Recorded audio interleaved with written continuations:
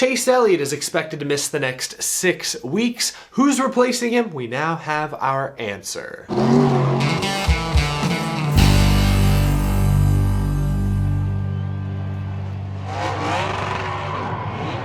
How's it going, y'all? My name is Eric. Welcome to Out of the Groove. Midweek edition of the show. If you're new to the channel and you love all things NASCAR, be sure to hit that subscribe button down below. Got a pretty exciting announcement coming tomorrow. Can't wait to share that news with y'all, but today we're discussing the latest news out of Hendrick Motorsports. Yesterday evening, the team said that their star driver, Chase Elliott, will miss approximately the next 6 weeks. Josh Berry will drive the number 9 car in place of Elliott at all of the oval tracks, while Jordan Taylor will drive the 9 car at road courses, in this case, Circuit of the Americas. Jordan Taylor, 31 years old to my knowledge, has never raced in NASCAR, but he's a tremendous road racer. He's won the Rolex 24 at Daytona. He's an IMSA champion. He's competed at Le Mans and actually won in the GT Pro class. He's also currently the driver coach / reserve driver for Hendrick and NASCAR's Garage 56 entry. We don't really see many road course ringers in the NASCAR Cup Series anymore, and I'm not really sure why that is. Part of the reason, I think, is just that many full-time Cup drivers have improved their road course racing skills quite a bit in recent years, considering there's so many more on the schedule now. So you bring in a road course ringer, you're no longer guaranteed a top 5 or top 10 finish in most cases. That's just one of my theories. But Jordan Taylor, with his IMSA background and how closely related this next-gen car is to sports cars, I'm not saying Jordan Taylor's going to go out and win at Circuit of the Americas. We know he's going to have a good car.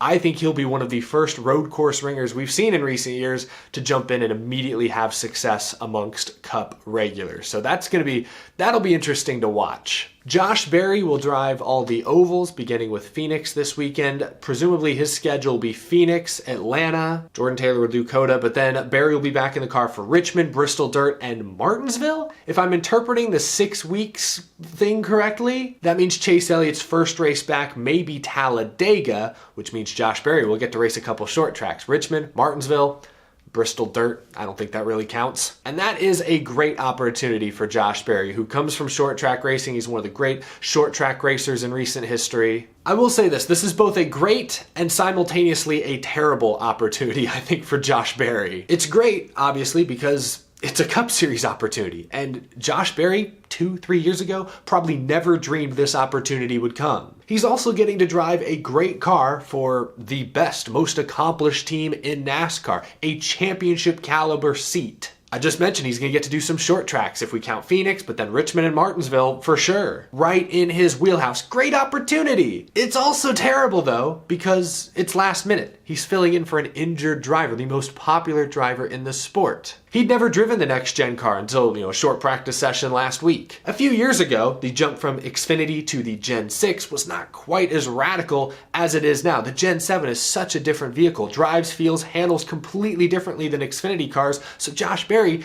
is facing a steep learning curve. The pressure, all those good things I just mentioned, hey, he's in a championship caliber ride, most popular driver. Those are both great things. They also work against him because, whether we'll admit it or not, I think everyone expects Josh Berry to run pretty well the next few weeks. Fans will look at Ty Gibbs, who last year filled in for Kurt Busch at Pocono and went out and ran top 15 with no practice. Fans will look at Zane Smith, who last summer subbed for Chris Buescher and ran 17th in his first ever race. Josh Berry is 32 years old, jumping into one of the best seats in the garage.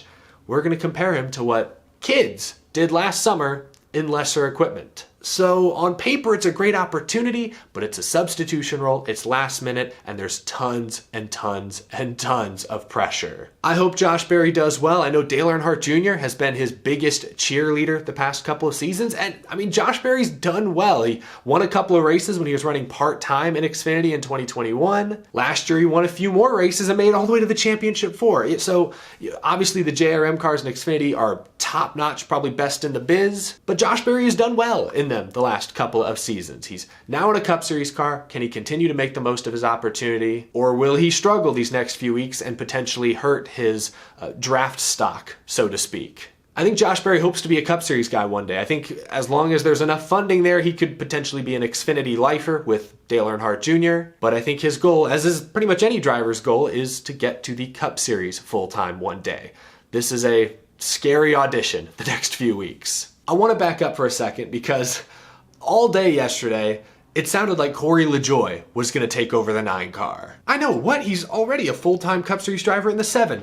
I don't know where this rumor began, but folks were running with it. Carson Hocevar, that troll, fueled the rumors by tweeting out just the number 7, suggesting that maybe he was going to drive the 7 for a few weeks while LaJoie went and ran the 9. I saw Mike Joy, obviously, lead commentator for Fox Sports, was even weighing in on the possibility of LaJoie driving the 9. SiriusXM was teasing some stuff. It sounded for a few hours there like Corey LaJoie was going to leave Spire Motorsports for the next few weeks and drive for Hendrick. It was shaping up to be a really interesting story, and then the Josh Berry, Jordan Taylor news comes out, and whatever rumors that might have been quashed officially. And while it would have been cool for Corey LaJoie personally to get an audition in top-notch equipment, I heard Dale Earnhardt Jr. say on his podcast this week that Spire Motorsports this year is putting more money, more resources behind his car than they ever have. And we've seen it work these first few weeks. He's finished top 20 in all 3 races so far this season. That's great for that team.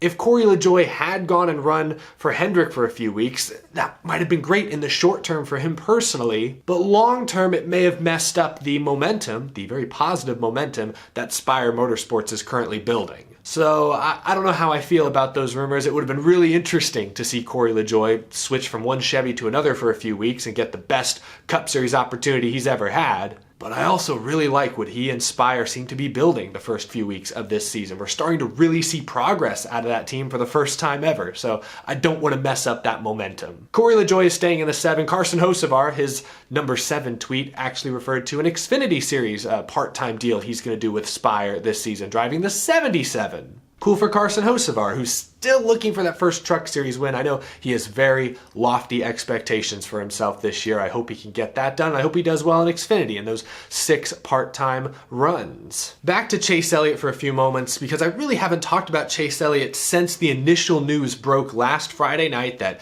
he'd injured his leg in a snowboarding accident, was going to miss Las Vegas. We didn't have a lot of information at the time. Over the past few days, lots of new information has come out. We now know that Chase Elliott fractured his left tibia Friday night and underwent surgery for 3 hours. I like this tweet. This was Chase Elliott's first public statement after the accident. And he tweeted, "It has come to my attention that the formal request I submitted for a slight edit to the March section of my script was indeed declined."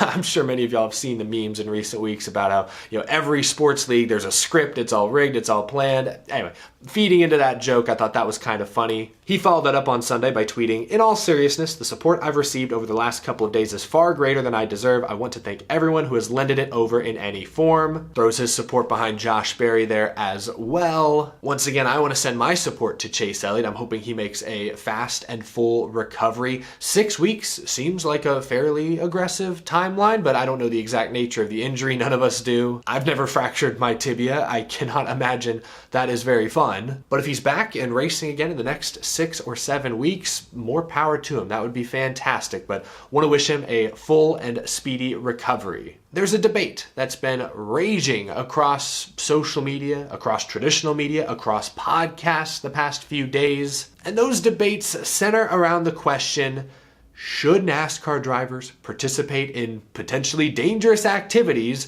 during the season? I've seen many fans in my comment section on social media take issue with the fact that Chase Elliott was snowboarding the night before he was supposed to drive his race car at Las Vegas. Chase Elliott is a very experienced snowboarder. He wasn't a noob trying to go down a double black diamond for the first time, I don't imagine. But still, snowboarding, when we put it on the pecking order of dangerous activities, there's going to sleep. Swimming with sharks is probably up here, so I'd say snowboarding is probably in this range. It's an above average dangerous activity. Many drivers out at Las Vegas this past weekend were asked about this topic, and they all seem to share kind of the same opinion. Kevin Harvick said, quote, "I think as long as our year is and the things we have going on, you have to go out and do the things that you want to do. You could fall down a hill snowboarding, or you could trip over your cat. Life happens." Kyle Larson said, "I was skiing in Park City this week. Things can always happen." Meanwhile, Denny Hamlin said, quote, "If the fans knew us drivers better, they'd know we do much crazier things than that right before a race, or qualifying, or practice." So by and large, drivers all had the same opinion. we've got to be allowed to go live our life. That opinion coming from the drivers does not surprise me whatsoever, but that has not stopped many fans and even some in the media from suggesting that drivers should be held to a higher standard. When you have millions of dollars of sponsorship behind you, you have potentially hundreds of employees depending on you to go out and do your job, you should be more careful, especially during the season. When I look at top athletes in other sports, you'd never see LeBron James snowboarding during the NBA season. It's probably in his contract that he can't do things like that. Professional athletes in other sports frequently are contractually banned from doing any potentially dangerous activities, even on their own time. So I do understand the argument, why aren't star NASCAR drivers held to a similar standard? But if I try really hard, I think I can also see this from the driver's perspective. Now, this is tough for me because I'm not a race car driver. Race car drivers, I believe, naturally are daredevils. They are genetically hardwired to want to tempt fate. They are thrill seekers. That's why they're drawn to race cars in the first place. You can't tell a fish not to swim. It's hard for me to completely agree with one side or the other on this debate. If I was in Chase Elliott's position, I wouldn't go snowboarding. I wouldn't fly my own planes. The risks, in my opinion, do not outweigh the reward. But I'm not a NASCAR driver. I don't take many risks in my day-to-day life. I don't think the same way Chase Elliott does. And I believe whatever it is in Chase Elliott's brain that makes him want to fly his own planes and go snowboarding is probably the same thing that makes him a great race car driver. Being a great race car driver and taking risks go hand in hand. A few weeks ago when Christopher Bell said that Joe Gibbs didn't want him to go do dirt racing, I said, I hope Joe Gibbs changes his mind because I think Christopher Bell scratching that itch makes him a better Cup Series driver on Sunday. Kyle Larson in 2021 running every dirt race under the sun, every sprint car race, which is more dangerous than snowboarding, I'd say. Also put together a tremendous all-time great NASCAR Cup Series season. So there's something to be said. If you let the drivers, thrill seekers, scratch that itch, it's the same itch that makes them great on Sundays. So I don't know. I think it's something team owners and sponsors may have to be okay with. But I want to know what you think down in the comment section below. Do you think, in the wake of Chase Elliott's accident, drivers should be more careful off track? Should owners hold their drivers to a different standard? Let me know down below. We haven't brought this up yet, but obviously the subject of a playoff waiver is still very much in the back of everyone's head, especially Chase Elliott fans. Elton Sawyer, who I believe is now the VP of competition for NASCAR, if I'm not mistaken, he went on SiriusXM NASCAR radio yesterday and said this. I wouldn't see any reason that he wouldn't be granted the waiver, but we'll go through that process and make sure that we're checking all the boxes. So yeah, especially if Chase Elliott only misses like 6 or 7 races, I don't see any reason why NASCAR would not grant him a playoff waiver. Kyle Busch got one for 11 races. Tony Stewart, who also injured himself off track during extracurricular activities, missed 8 races, I believe, and got a playoff waiver. So yeah, the precedent is there. Whether it's right or wrong, that's a different debate, but the precedent is there. Chase Elliott should and almost certainly will get a playoff waiver. So I just wanted to touch on that before I go here, but thank you so much for watching. Leave your comments down in the comment section below. If you enjoyed this video, please leave it a like, greatly appreciated. If you're new to the channel and you love racing, you love NASCAR, hit that subscribe button so you don't miss any upcoming content. Thank you to my Patreon supporters as well for going above and beyond to continue to support this show. I will see you all again tomorrow. Like I mentioned, got a fun announcement. Have a wonderful rest of your Wednesday, y'all. I will see you in the next episode.